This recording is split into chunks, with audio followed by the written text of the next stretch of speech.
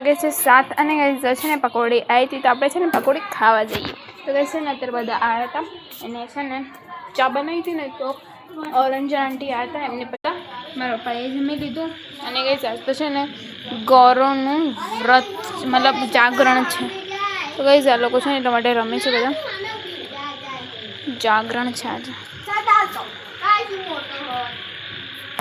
Hello guys good morning સ્વાગત છે તમારું બધાનું મારા નવા બ્લોગમાં તો ગાઈઝ અત્યારે વાગે છે 9:15 અને ગાઈઝ જો છે ને અમે લોકો ચા પીવા બેઠા હતા તો ગાઈઝ અત્યારે છે ને એક બેડની ખબર પડી કે ગાઈઝ છે ને મારા ભાઈ છે ને મારા એકાઉન્ટમાં 3000 રૂપિયા નંખાવડાયા હતા તો ગાઈઝ 900 રૂપિયા છે ને માસ્ટર એપમાં કપાઈ ગયા ગાઈઝ વચ્ચે છે ડાઉનલોડ કરો તો એનો ઓટો ઓફ કરી નાખ્યું તો પણ એને છે ને પૈસા કપાઈ ગયા ગાઈઝ 900 રૂપિયા મારા પપ્પાને તો કહેશો ને તો સૌથી પહેલા અમને ઝાપટ કોઈથી આવી એપો ડાઉનલોડ જ ના કરશો પૈસા છે ને એક માસ્ટર એપ છે પછી એક શીખો એપ છે બધું ફાલતુ વસ્તુ છે કરાય જ નહીં એ બધા પછી પેલું છે કઈ કર્યું હતું બીજું જીઓ શીખો એપ પેલું બીજું નતું ગોલ્ડ વાળું છે બીજું ગોલ્ડ એપ જાર એપ જાલે પણ જાર એપમાં તો આપણામાં પૈસા કપાઈને આપણામાં જ આવતા હતા ને એ તો સારું હતું તો કઈ વિશાલ અત્યારે લેવા ગઈ છે છાશ કઈ એક વાસણવાળા છે ને તો એમને છે ને પોતાની ખાસી બધી ભેંસો છે તો છાશ છે ને બનાવી હતી ઘરની પ્યોર છાશ બહુ મસ્ત આવી છે તેની છાશ તો છે ને ખાટી છાશ પીશું તો ચલો છે ને આપણે ચા પી લઈએ 11 વાગે છે ને જો છે ને પાણી મૂકી દીધું છે નાવા માટે અને ગાઈઝ મારા મમ્મી પલાળી છે ઇડલીનું ઓકે ગાઈઝ આજ રાતે તો બનાવવાનું છે ઇડલી સાંભાર કારણ કે છે ને ગાઈઝ છાશ બહુ હતી પહેલાં ત્યાંથી લાવતા પછી રાત્રે નટુ અંકલ આપ્યા હતા મતલબ નટુ અંકલે આપી હતી છાશ અને છે ને પછી લીલા દાદીએ પણ મોકલાવી હતી તો છાશ જ છાશ છે એટલે મારા મમ્મી એ વિચારે કે ઇડલીનું પલાળતી હોય છે ને કેટલા દિવસથી મારે ઇડલી ખાવાનું મન છે એટલે ઇડલીનું પલાળી દીધું હવે છે ને ત્યાં પેલું ડુંગળી લઈને આવી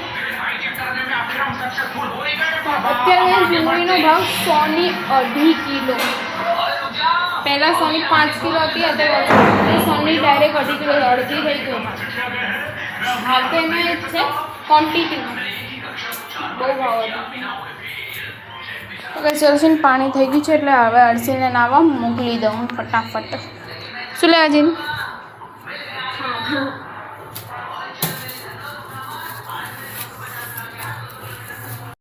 વાગે છે 11:30 અને ગઈ છે હમણાં અડતી હતી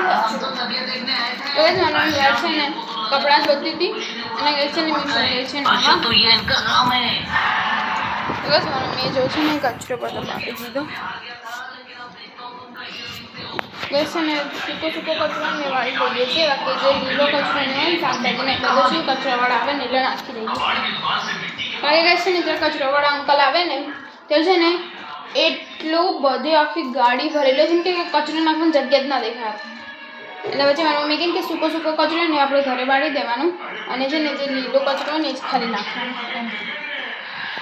એટલે જો છે ને ઘરમાં પછી કચરો વાળતી હતી ફટાફટ ગેસ છે ને કચરો બધું કરી દે પછી આજે છે ને જમવામાં બનાવવાનું છે પૌવા તો એ મારું બહુ મન છે બટાકા પૌવા ખાવાનું અને કે સેક્શન માટે મેગી પડી છે તેના માટે મેગી હું બનાવી દઈશ ને અમારી માટે બટાકા બનાવું તો કઈ ફટાફટ હવે ઘરમાં કચરો વાળી દો 11 વાગે છે 12 અને 10 ને જો ગઈ છે ને પેલું મચ્છર જતા રહે ને એટલે છે ને લિક્વિડ નાખવા માટે લાવ્યા છે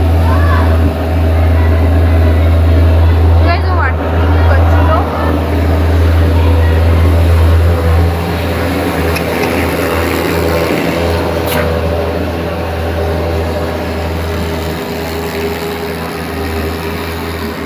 ઘરમાં આવે છે ઇટ્સ વેરી સ્મોકી યાર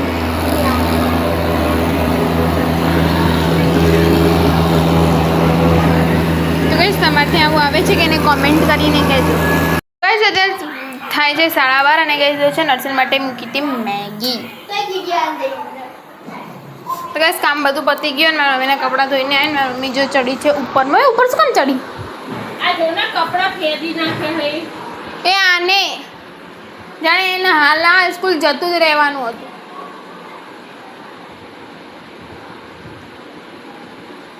એ રૂમાલ મૂકી દે ને ચાદર પછી કરવી પડે ચાદર પાછું તો ગાઈઝ આ મેગી મૂકી હતી. મેગી થઈ જાય એટલે હે આના માટે પૌવા બનાવવું. પણ ગાઈસ થયું શું ખબર છે? ગીપીની મેગી મજા નહીં આવતી.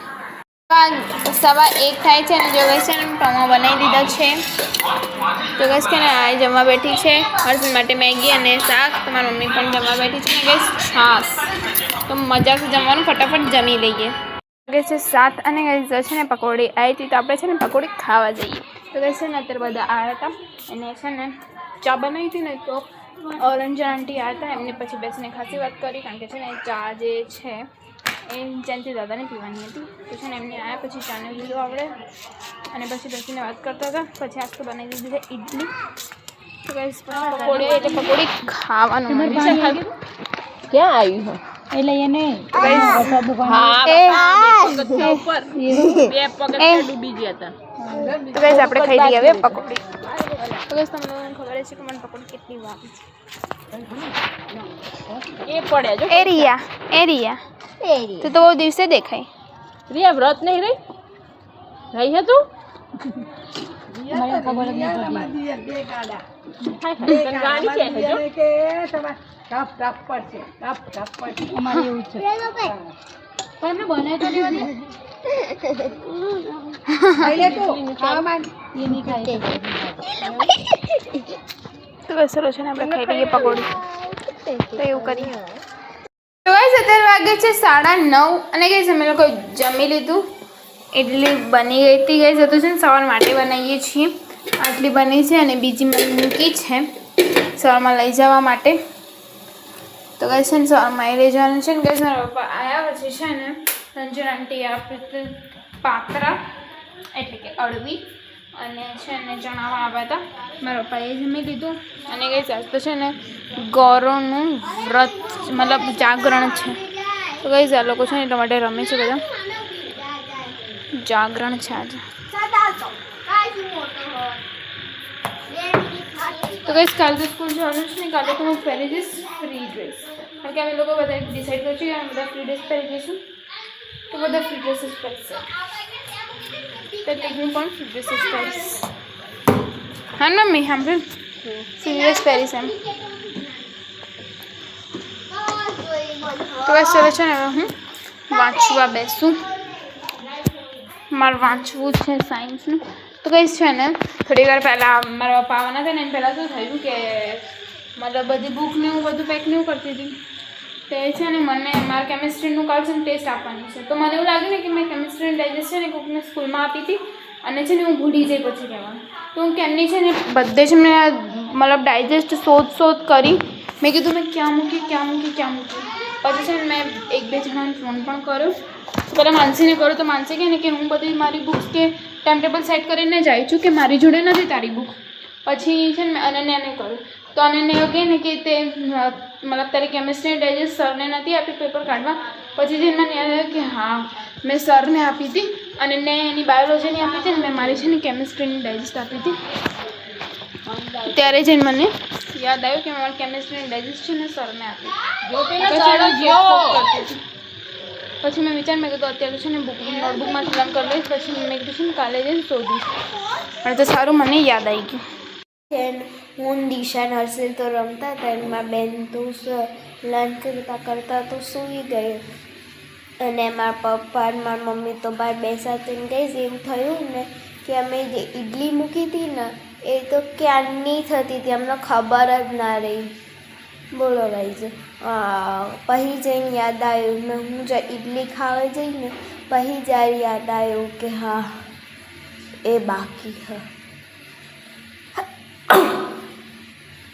પછી મારી મમ્મીએ ફટાફટ મૂક્યું બંધ કર્યું. તો ગાઈઝ હવે અમે સૂઈ જઈએ. તો મારો બ્લોગ અહીંયા તે એન્ડ થાય છે. તમને લોકોને ગમે તો લાઈક શેર અને સબસ્ક્રાઈબ કરજો. Okay bye bye guys. કાલના બ્લોગમાં મળીએ. ગુડ નાઇટ બધાને.